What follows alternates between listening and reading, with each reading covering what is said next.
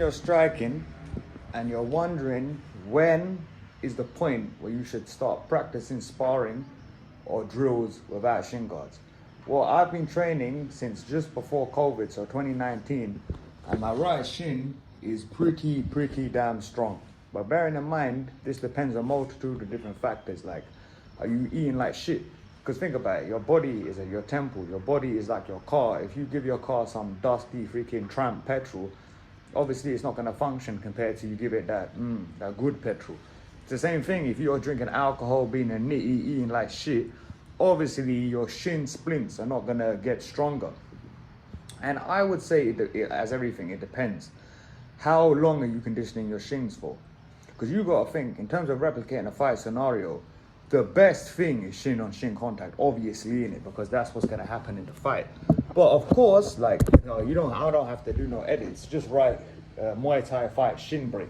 So what I assume happens is foreigner, they will come and do their first fight in Thailand, but without proper freaking shin protection. So their shin will break after the first after the first piece of contact. So you're moving kind of stupid. Look, you gotta, like, everything, it's gotta be gradual, like, deal with the pain. So, of course, heavy bag is one of the best classic. Like, the most simple thing, you smack the bag heavy in. And obviously it depends, like for me, like I can eventually, today I'm gonna shoot content in the Muay Thai gym the city that I'm residing in, yeah.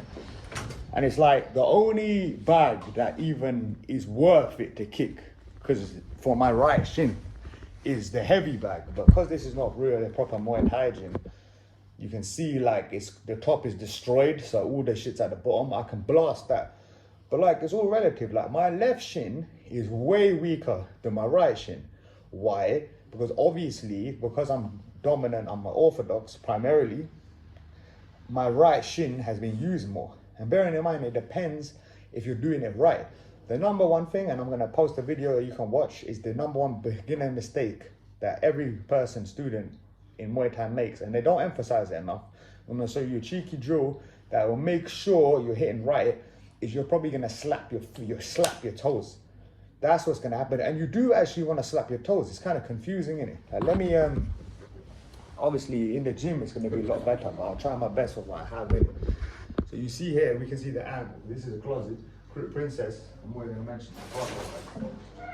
So I think we have the angle here. And most people, and I mean most people, are gonna kick and their feet are gonna get swelled because they don't explain. No Muay Thai coach I've ever had has explained how important it is to completely turn the shoulder, but it's not necessarily turn the shoulder, it's the hips. Your hip, yeah, your ass has to be like this when you kick. Like, for example, I'm gonna kick how most of you will kick in the beginning, even though this looks right. You see, yeah, you can't really see with the contact point there. I gotta move my shoulder back, but basically this bit of my foot is just, that's the only thing that's hitting. And maybe if I bring it back a bit, you'll be able to see. Can't bring an angle back here. So like most people can kick like this, look. You see, I'm hitting with this part.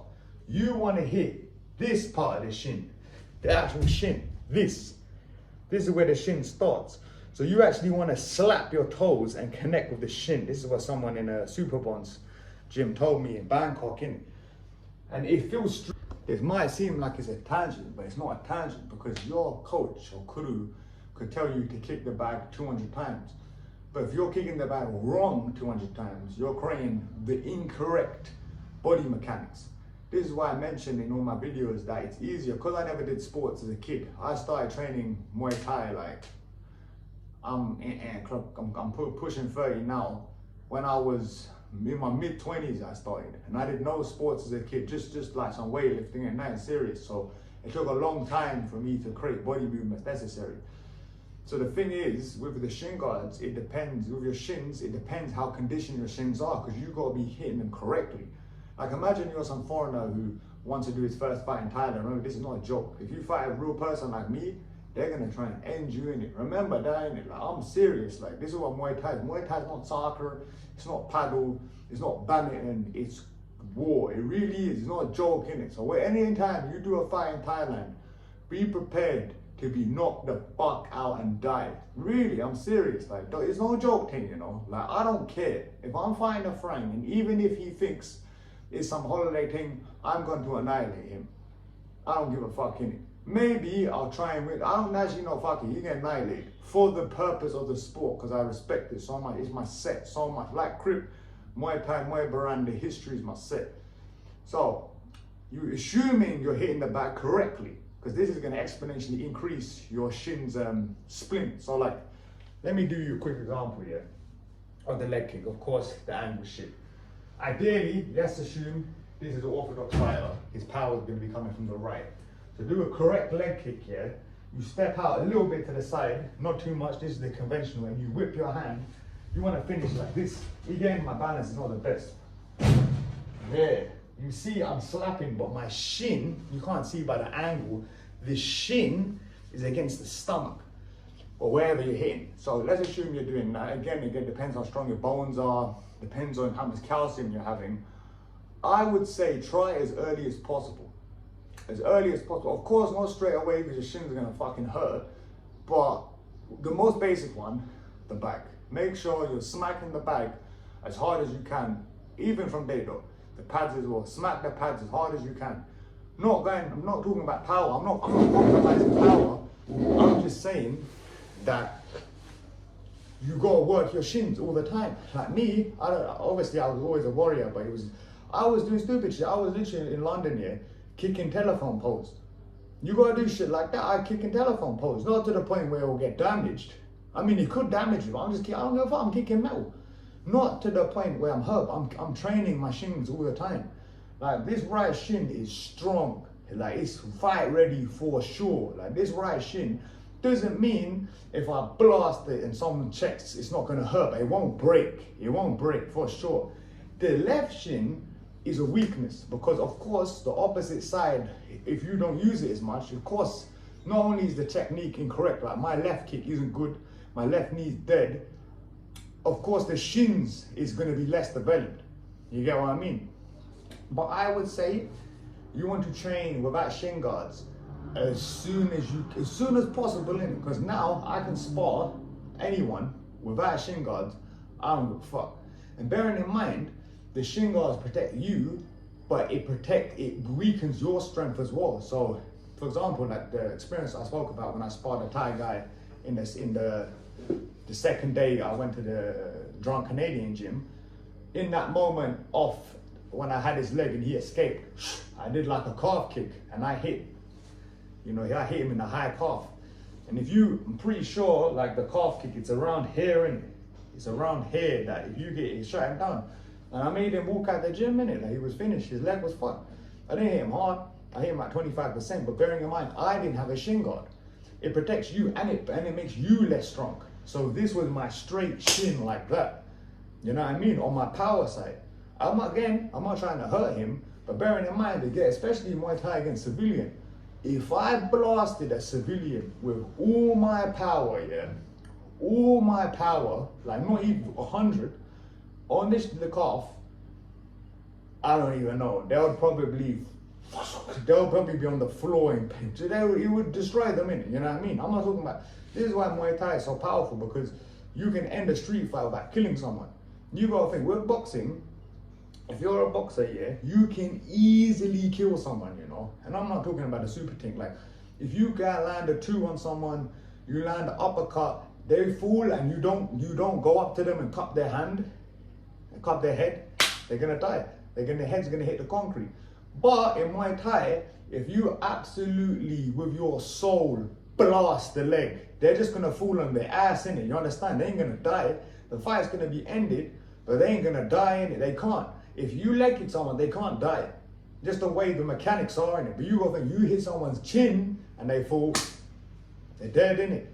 So this is a bit of a tangent, but it goes to show how powerful Muay Thai is, because you can end someone. You've seen it, like leg kick knockouts. It's just the guy just crippled, he can't continue. That's what you can do in real life. But the answer to this video is train as quick as you can.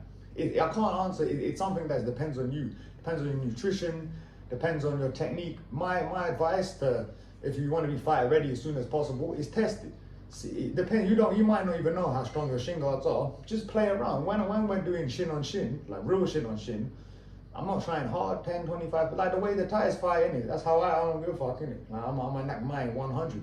So just play. It depends how strong your shin guards are. Like, even when I was a beginner for fun, I was doing it against my friend. And obviously, when I kicked hard and he checked, and my shin's like, ah. But that's how your shin gets stronger, innit? Like, you know, a baby, innit? Like, that's how your shin gets stronger. But, like, obviously, I don't know how it is in Muay Thai in Thailand, but definitely in England, there's classifications of fights. So C class, B class, whatever the fuck. Assume same in America, where they wear shin guards. But, because I'm a complete warrior, innit? Fuck the shin guards for me, innit? I don't like shin guards, like, just to have them, because I don't have a house right now, and shin guards kind of big, innit? Like, it's big. This is why I have my babies, innit? This is why I have my 4-ounce one gloves, because this is very smooth. You get what I'm saying? This is smooth. This is compact, innit? I can put this takes up nothing, but imagine you have like shin guards, your fucking 16-ounce clown gloves. It's big, innit? I can't be fucked, I just use the gym shit. But another thing, this is tangent, training, this is real life, more like real life. These gloves, I don't wrap my hands. I don't give a fuck. You don't need to wrap your hands. Wrapping your hands, bullshit. Fuck wrapping your hands. Because you know where wrapping your hands comes from? Obviously it comes from protecting the wrist in boxing, but it comes from, with the ancient Muay Thai, innit? Or Muay Baran, they wrap their hands in ropes. Imagine getting fucking punched in the face by a rope. That's like a knuckle duster. It's even more. I'm not gonna show the video now. Yeah, I can. Fuck it, let me do it. Oh, YouTube, don't be doing no stupid shit, innit? Like, I'm just trying to educate the people. I'm saying, if you know Muay Thai, this weapon is overpowered, and this is scary, even to me. Yeah, this is a knuckle duster length, and I bought this from. You can get a link in the description. I bought this from the equivalent of Amazon. Yeah, this is a Columbia USA Saber X. I don't want to say the serial number, and I don't want to bait myself, but this is a knuckle duster. I'm telling you, yeah, if you know Muay Thai and you have this, you can do some stupid shit with this. I'm not saying do no evil, don't do no evil, only for good, but you can do some stupid shit with this. That's all I'm saying with Muay Thai. Of course, comment down below any questions you want to go, because of course I don't think this audience gels with the MMA audience in it. All I'm saying is don't hold it like that, because look, this is a knuckle duster, innit? With Muay Thai, the reason why it's so powerful is everything is designed like this. So look, you can't do that with this. Look, I tried with the elbow. You get what I'm saying? This is only this. This is look, and it's a guard in it. You can do the Muay Thai guard with this, because imagine an uppercut. Look, if I throw it like a real punch, I'm never going to hit myself. It's impossible, isn't it? If I start doing, you know, if I hold it like Muay Thai,